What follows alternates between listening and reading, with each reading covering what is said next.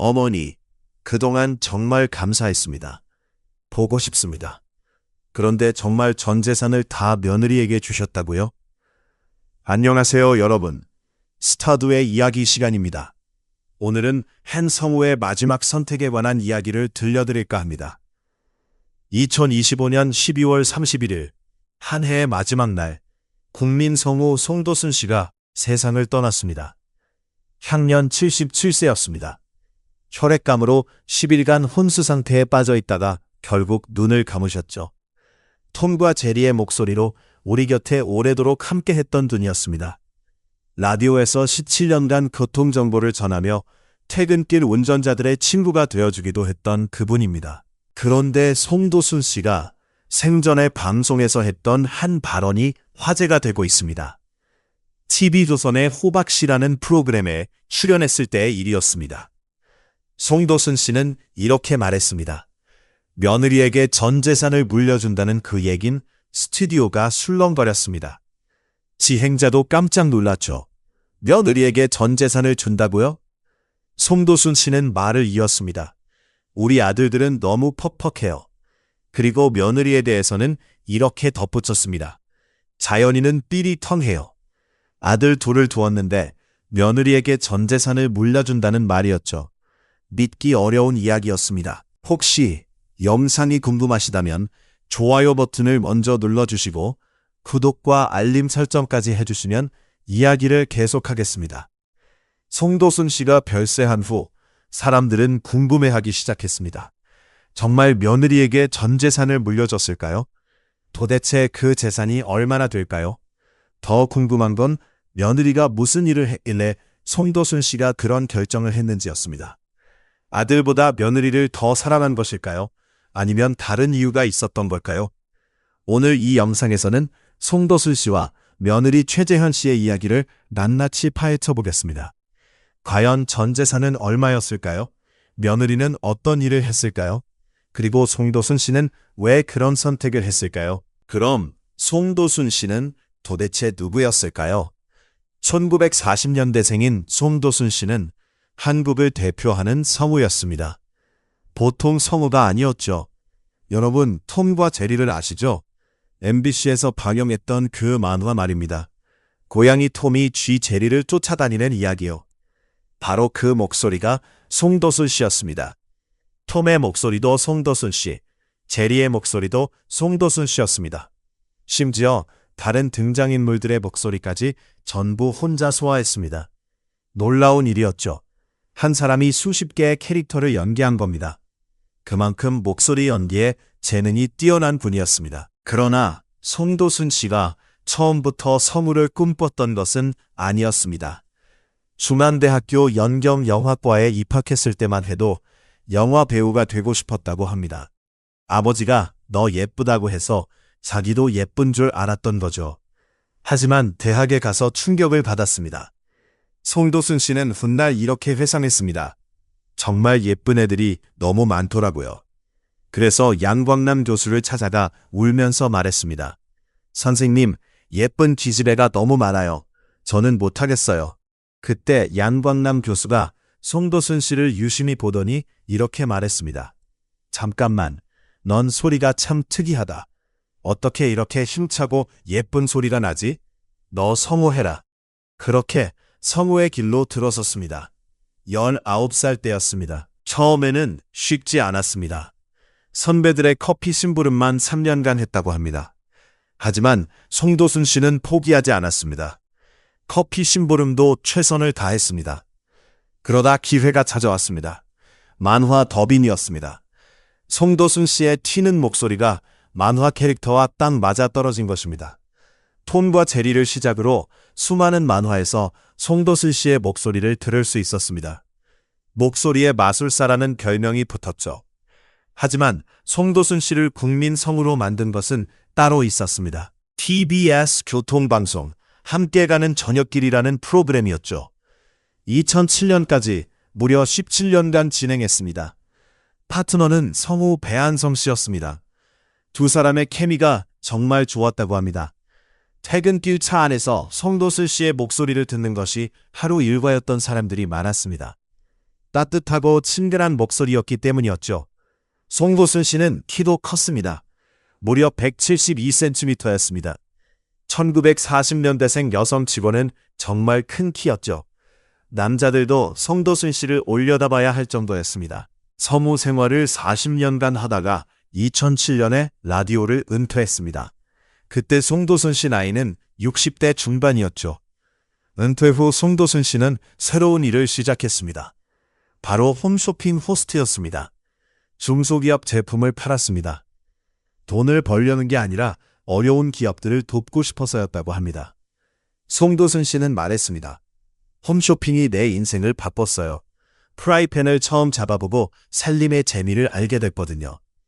평생 방송 때문에 저녁 식사를 제대로 못했던 사람이었습니다. 2007년 은퇴하고 나서야 제대로 살림을 배우기 시작했죠. 송도순 씨는 스스로를 늦깎이 아줌마라고 불렀습니다. 60대가 넘어서야 된장찌개 끓이는 법을 배웠고 장 보는 재미를 알게 됐다고 합니다. 친구들을 집으로 초대해서 밥을 해주는 게 그렇게 행복할 수가 없었다고 했죠. 그런데 말입니다. 이렇게 대단한 커리어를 가진 송도순 씨가 며느리를 무척 사랑했습니다. 아들보다 더 아꼈다고 합니다. 도대체 무슨 일이 있었던 걸까요? 이야기를 시작하기 전에 며느리 최재현 씨를 먼저 소개해야겠습니다. 최재현 씨는 홈쇼핑 호스트입니다. 원래는 송도순 씨의 제자였다고 하더군요. 송도순 씨가 가르치던 학생 중 한 명이었는데 나중에 아들과 결혼하게 되면서 며느리가 됐습니다. 2012년 채널 A 웰컴 투 시월드라는 프로그램이 있었습니다. 시어머니와 며느리 관계를 다루는 프로그램이었죠. 송도순 씨와 최재현 씨가 함께 출연했습니다. 그 방송에서 놀라운 이야기들이 쏟아져 나왔습니다. 최재현 씨가 사는 곳은 김포였습니다. 송도순 씨는 서울 잠실에 살았죠. 거리가 얼마나 될까요? 왕복 4시간 걸렸다고 합니다. 그런데 최재현 씨는 매주 한 번씩 김포에서 잠실까지 찾아갔습니다. 시어머니를 만나러요. 때로는 교통체증 때문에 편도 2시간씩 걸릴 때도 있었다고 합니다. 그걸 15년 동안 한 번도 거르지 않고 해왔다는 겁니다. 놀라운 일이었죠. 하지만 이건 시작에 불과했습니다. 어느 날 송도순 씨가 몸이 안 좋았던 모양입니다. 최재현 씨에게 전화를 했습니다. 자연아, 강화 무죽 좀 배달해 줄래? 강화도에서 나는 무로 만든 건강식이었습니다. 최재현 씨가 대답했습니다. 네, 어머니, 구해드릴게요. 그런데 한 번 구해준 게 아니었습니다. 무려 6개월 동안 매일 배달했습니다. 하루도 빠짐없이요. 강화 무죽 한 병 가격이 9,000원이었다고 합니다. 6개월이면 180일, 계산해보면 162만 원이었죠. 모두 며느리 돈으로 말입니다. 그것만이 아니었습니다. 송도순 씨는 물을 많이 마셨는지 생수를 배달시켜 먹었는데 떨어질 때마다 최재현 씨에게 전화해서 자연아, 물 떨어졌어 라고 했다고 합니다.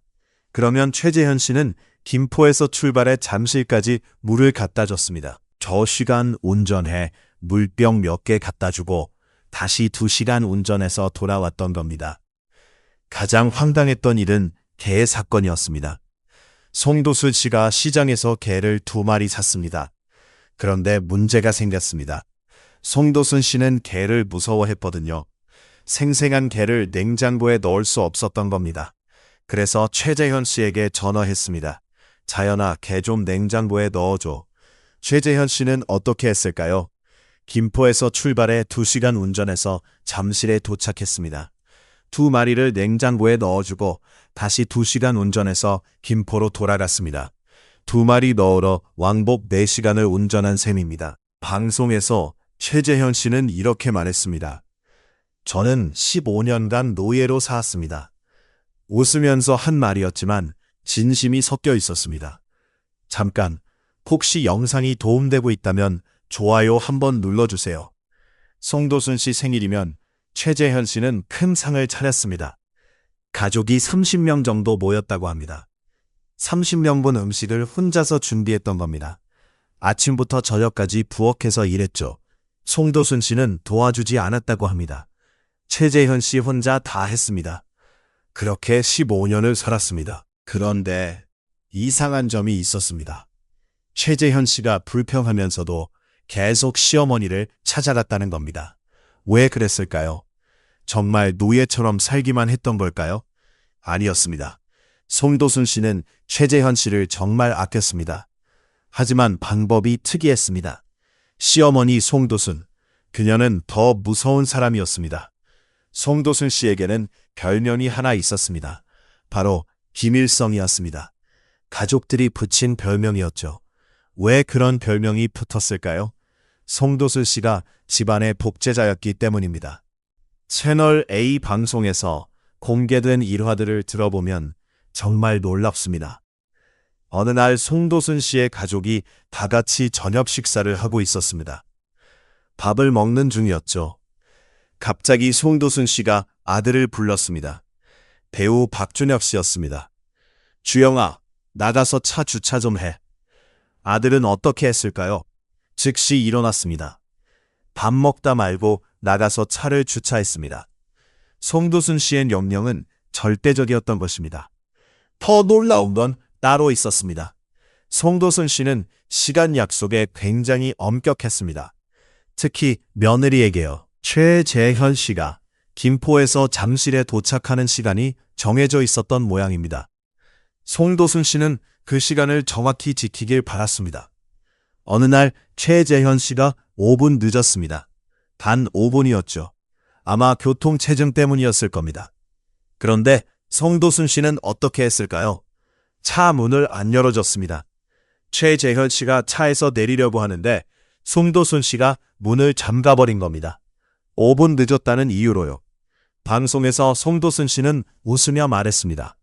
5분이라도 늦으면 안 돼요. 약속은 지켜야 하죠. 아들들은 더 심했습니다. 송도순 씨가 앉으라고 하면 즉시 앉았습니다. 서라고 하면 바로 일어났습니다. 마치 군대에서 명령받는 것처럼요. 최재현 씨가 방송에서 이렇게 증언했습니다. 시아주버니들이 어머니 말씀에 완전히 복종해요. 앉으라면 앉고 서라면 서고 정말 신기했어요. 그래서 가족들이 송도순 씨를 김일성이라고 불렀던 것입니다. 독재자처럼 군림했다는 의미였습니다. 하지만 이상한 점이 있었습니다. 송도순 씨는 아들들에게는 엄격했지만 며느리 최재현 씨에게는 달랐습니다. 훨씬 관대했던 겁니다. 방송에서 송도순 씨는 이렇게 말했습니다. 나 같은 시어머니 없어요. 정말이에요. 실제로 그랬습니다. 최재현 씨가 무죽을 과다 청구해도 웃어 넘겼습니다.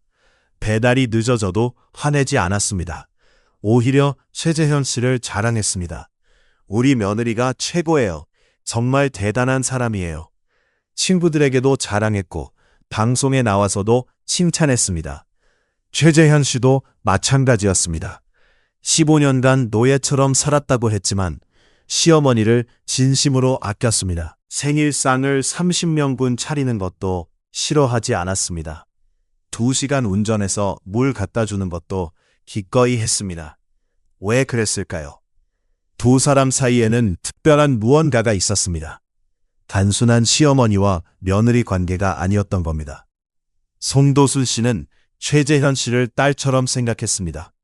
아들보다 더 아꼈다고 해도 과언이 아니었죠.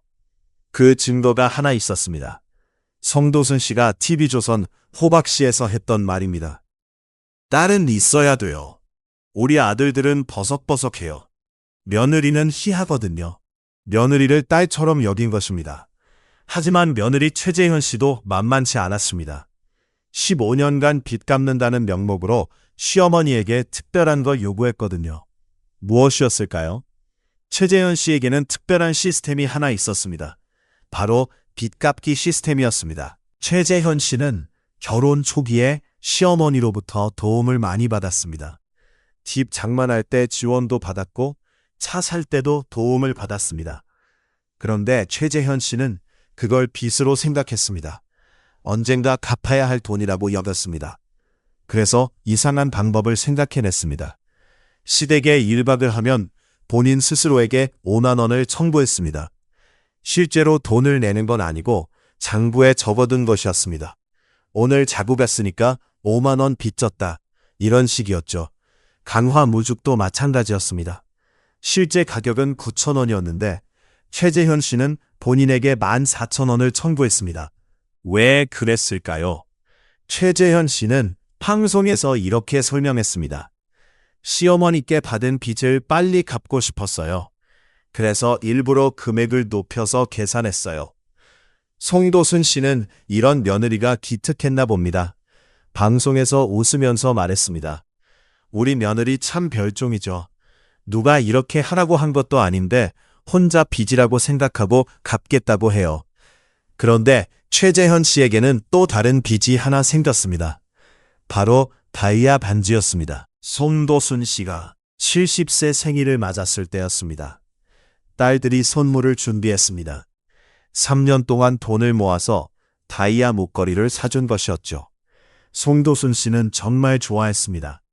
딸들이 정성껏 준비한 선물이었으니까요.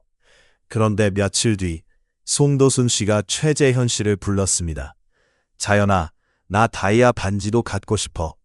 최재현 씨는 어떻게 했을까요? 거절하지 않았습니다. 오히려 흔쾌히 승낙했습니다. 네, 어머니, 제가 사드릴게요. 그 순간 최재현 씨에게 또 하나의 빚이 생긴 셈이었습니다. 다이아 반지 값이었죠. 방송에서 송도순 씨는 이렇게 말했습니다. 나 같은 시어머니 없어요. 딸들한테 목걸이 받았는데 며느리한테도 반지 달라고 했잖아요. 우스갯소리였지만 진담이 섞여 있었습니다. 송도순 씨는 정말 당당했습니다. 최재현 씨도 지지 않았습니다. 방송 내내 송도순 씨에게 물어봤습니다. 어머니, 나 같은 며느리 없죠? 송도순 씨가 대답했습니다. 그럼 없지. 우리 며느리가 최고지. 최재현 씨가 다시 물었습니다. 정말 없죠? 송도순 씨가 웃으면서 답했습니다. 정말 없어. 진짜야? 이런 대화가 방송 내내 반복됐습니다. 최재현 씨는 계속해서 자신이 최고의 며느리라는 것을 확인받고 싶어 했던 겁니다. 송도순 씨는 그런 며느리가 귀여웠나 봅니다. 매번 그렇다고 대답해 줬으니까요. 두 사람은 특별한 관계였습니다. 독재자 시어머니와 자존심 강한 며느리. 보통 시어머니 며느리 관계와는 완전히 달랐죠. 그런데 말입니다. 송도순 씨가 며느리를 이해하고 아낀 데는 이유가 있었습니다. 송도순 씨 본인도 며느리였던 시절이 있었거든요. 그것도 아주 힘든 시절을요. 그 경험이 최재현 씨에게 큰 도움이 되었습니다. 여기 비밀이 있습니다. 송도순 씨가 왜 며느리 최재현 씨를 그토록 이해하고 아꼈는지 그 이유입니다. 집중해서 들어주세요. 송도순 씨에게도 시아버지가 있었습니다. 그것도 아주 특별한 시아버지였죠. 시아버지는 40세의 호라비가 됐습니다. 아내가 세상을 떠난 거였습니다. 그때 아이가 6명이었죠. 6남매였습니다. 40세 호라비가 6자녀를 혼자서 키웠습니다. 송도순 씨는 넷째 며느리였습니다. 시집을 가보니 시아버지가 혼자 사셨습니다. 나이가 많이 드신 분이었죠. 얼마 안 가서 시아버지가 쓰러졌습니다. 뇌졸중이었습니다. 한심불수 상태가 됐습니다. 한쪽 팔과 다리를 전혀 쓸 수 없게 된 것이었죠. 하지만 정신은 또렷했습니다. 그게 더 힘들었을지도 모릅니다. 송도순 씨가 시아버지를 모셨습니다. 며느리가 간병을 시작한 것입니다. 얼마나 오래였을까요? 방송에서 누군가 물었고 송도순 씨는 강조했습니다. 9년이에요. 1년 깎지 마세요. 정확히 9년이었다고 했습니다. 1970년대 이야기였습니다. 그때는 지금처럼 간병 시스템이 없었습니다. 기저귀도 없었고 간병사도 없었습니다. 송도순 씨는 수건으로 기저귀를 만들었습니다. 시아버지가 용변을 보시면 수건으로 닦아드렸습니다. 옷도 문제였습니다. 노인복 같은 게 없던 시절이었거든요. 송도순 씨는 평화시장에서 추리닝을 사셨습니다. 노란색, 연두색, 핑크색, 온갖 색깔의 추리닝을 샀습니다. 많이 쌓아놓고 더러워지면 버렸습니다. 왜 그랬을까요? 시아버지가 용변 실수를 하시면 옷이 더러워졌기 때문입니다. 송도순 씨는 그것을 빨지 않고 버렸습니다. 노인의 대변은 아귀똥과 달랐습니다. 끈적끈적해서 빨아도 잘 빠지지 않았습니다. 그래서 평화시장에서 싼 출리닝을 사다가 더러워지면 버렸던 겁니다. 하지만 송도순 씨의 친정 어머니는 달랐습니다. 신정에 놀러 갔을 때 그 버린 출리닝을 가져가 빨았습니다. 송도순 씨는 그게 제일 친정 어머니에게 미안하다고 했습니다. 바깥 사돈의 더러운 빨래를 친정 어머니가 직접 빨았다는 게 평생 마음에 걸렸던 거죠. 친정 어머니는 딸에게 그게 돈이라고 말했습니다. 딸이 벌어 사온 건데 왜 버리냐고 하셨던 겁니다. 송도순 씨는 지금도 그 기억이 생생하다고 했습니다. 9년 동안 시아버지를 모시는 게 쉬웠을까요? 절대 아니었습니다. 처음에 시아버지는 용변을 조금씩만 실수하셨습니다. 그런데 시간이 지나면서 심해졌습니다. 마루에 떨어뜨리기 시작하셨죠. 시아버지는 본인이 치우려고 애썼습니다. 한 손밖에 못 쓰시는데 어떻게 치우겠습니까? 그래도 시아버지는 며느리에게 폐를 끼치고 싶지 않았던 모양입니다. 오른손으로 똥을 뭉쳤습니다. 송도순 씨가 그 모습을 보고 소리쳤습니다. 아버님, 가만히 계세요. 지금 생각하면 이해가 된다고 했습니다. 시아버지도 자존심이 있으셨을 거라고요. 하지만 당신은 답답하고 힘들었던 겁니다. 그럼에도 송도순 씨를 지탱해 준 건 친정 아버지였습니다. 친정 아버지가 자주 놀러 오셨습니다. 시아버지와 바둑을 두셨습니다. 시아버지는 서울대학교를 나오신 분이었습니다. 그것을 자랑스러워 하셨죠. 바둑을 두다가 갑자기 학교 이야기를 꺼내셨습니다. 친정 아버지는 초등학교만 나오셨지만 당당하게 소학교까지 했다고 대답하셨습니다. 그러면 시아버지는 자기는 경성사범을 나왔다고 말씀하셨습니다. 한 달에 2번씩 똑같은 대화가 반복됐습니다. 심해는 아니었습니다. 그냥 자랑하고 싶으셨던 겁니다. 그런데 친정 아버지가 송도순 씨에게 자주 말씀하셨습니다. 이 일은 송도순밖에 못한다.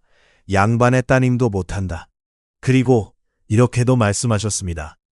내가 70평생 본 인간 중 네가 최상품이다.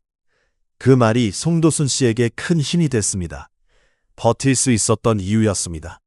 놀라운 일이 또 있습니다. 송도순 씨의 시아버지 간병 이야기가 드라마로 만들어졌습니다. SBS 창사 특집이었습니다. 김수연 작가가 대본을 썼습니다. 제목은 어디로 가나였습니다. 송도순 씨 역할을 원미경 배우가 맡았습니다. 시아버지 역할은 남미주 선생님이 하셨습니다. 이 드라마가 방송 대상을 받았습니다. 송도순 씨의 9년 간병 이야기가 그만큼 대단했다는 뜻입니다. 그 경험이 며느리 최재현 씨를 살렸습니다. 시간이 흘렀습니다. 2023년 최재현 씨에게 청천벽력 같은 일이 벌어졌습니다. 친정 아버지가 쓰러진 겁니다. 처음에는 당뇨였습니다. 큰 병이었죠. 약 먹고 관리하면 되는 줄 알았습니다. 그런데 합병증이 왔습니다. 만성 신부전증이었습니다. 신장이 제대로 기능하지 못하게 된 겁니다. 병원을 자주 오가야 했습니다. 최재현 씨 아버지는 점점 쇠약해졌습니다. 그러던 어느 날 최재현 씨는 라디오 생방송을 진행하고 있었습니다. 2시간짜리 프로그램이었죠. 방송 중에 전화가 왔습니다. 엄마였습니다. 최재현 씨는 알았습니다. 엄마가 생방송 중에 전화할 리 없다는 걸요. 뭔가 큰일이 났다는 직감이 들었습니다. 너무 걱정됐지만 생방송이라 끊을 수가 없었습니다. 노래가 나가는 시간을 기다렸습니다. 스태프에게 노래를 좀 더 틀어달라고 부탁했습니다. 그리고 전화를 받았습니다. 엄마가 울먹이며 아버지가 쓰러졌다고 말했습니다. 최재현 씨는 정신이 없었습니다. 생방송을 계속해야 하는데 머릿속은 온통 아버지 생각뿐이었습니다. 어떻게 방송을 마쳤는지 기억도 나지 않는다고 했습니다. 병원으로 달려갔습니다. 의사의 설명은 충격적이었습니다. 아버지는 몸에 있는 혈액의 4분의 1 혈변으로 쏟았다는 겁니다. 믿기 어려운 말이었죠. 혈액의 25%를 잃었다는 뜻이었습니다. 의사는 지금 살아계신 것 자체가 기적이라고 했습니다. 검사 결과도 알려줬습니다. 대장암이 확실하다고 했습니다. 그것도 말기였습니다. 최재현 씨와 가족들은 충격을 받았습니다. 담이라니요. 그것도 말기라니요. 더 놀라운 건 따로 있었습니다. 암이 위쪽에서 발견됐는데 이미 전이가 되어 있었습니다.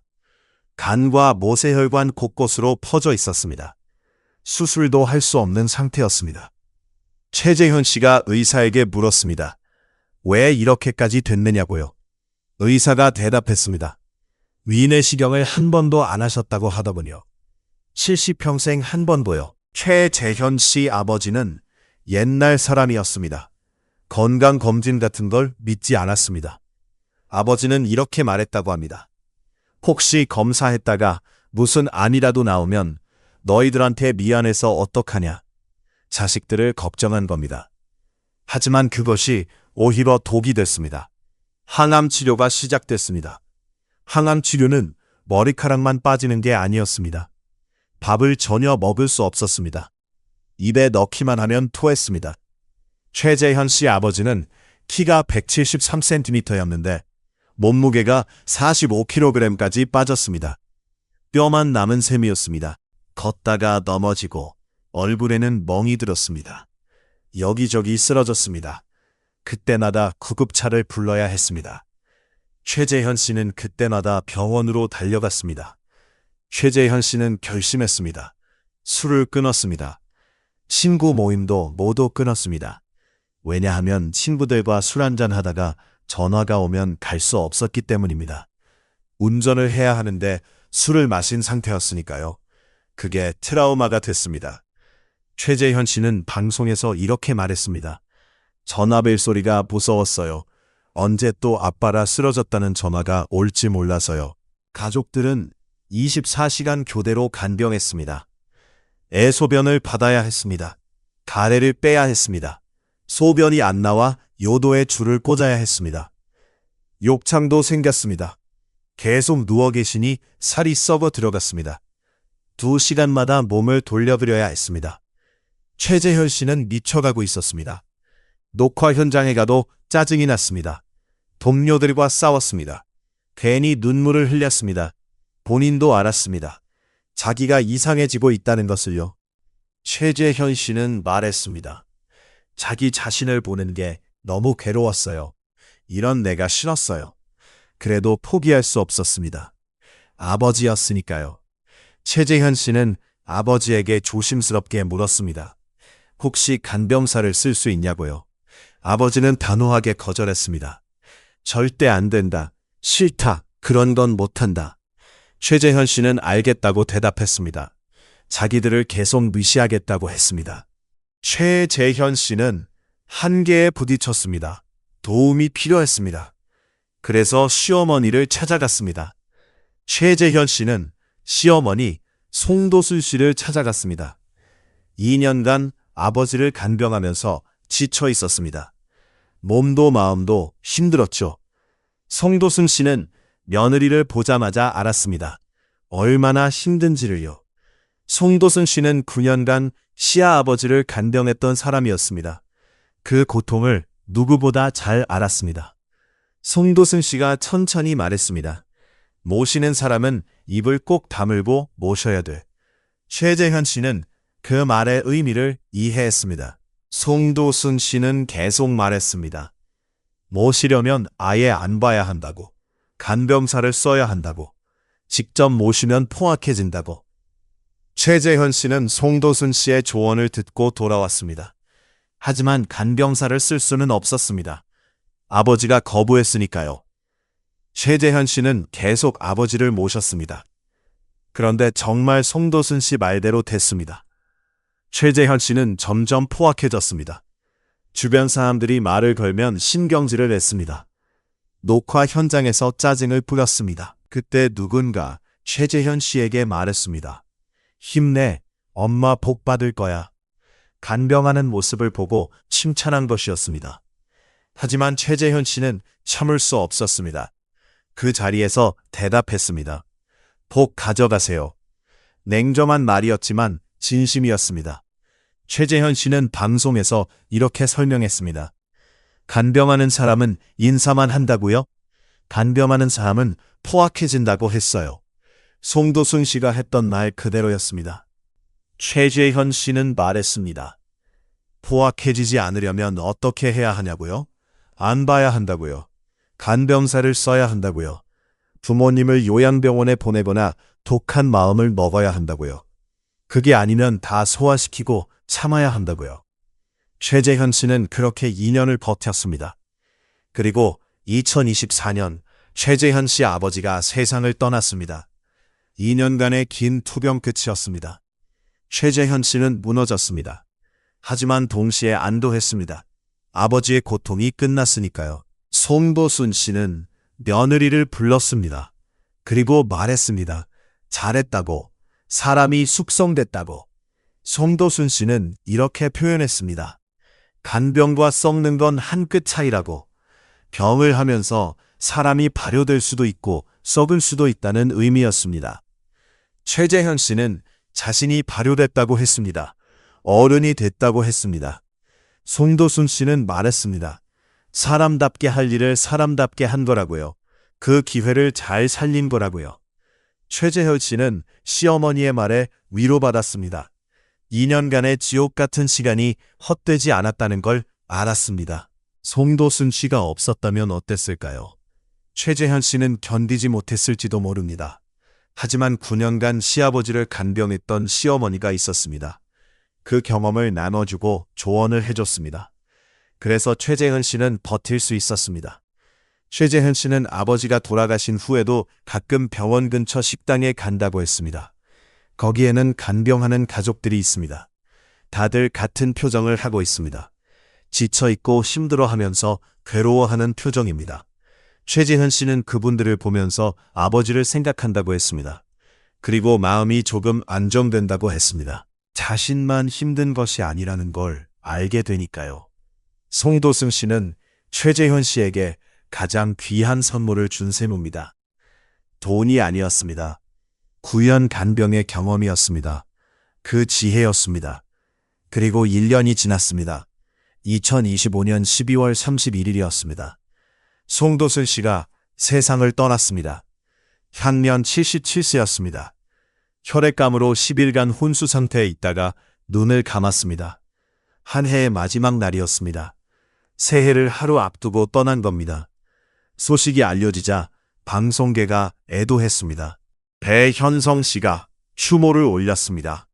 17년간 함께 라디오를 진행했던 파트너였습니다. 남궁 옥분 씨도 슬퍼했습니다. 톰과 제리 목소리의 주인공이 떠났다고 애도했습니다. 장례식이 치러졌습니다. 아들 박준혁 씨가 상주로 섰습니다. 옆에는 며느리 최재현 씨가 있었습니다.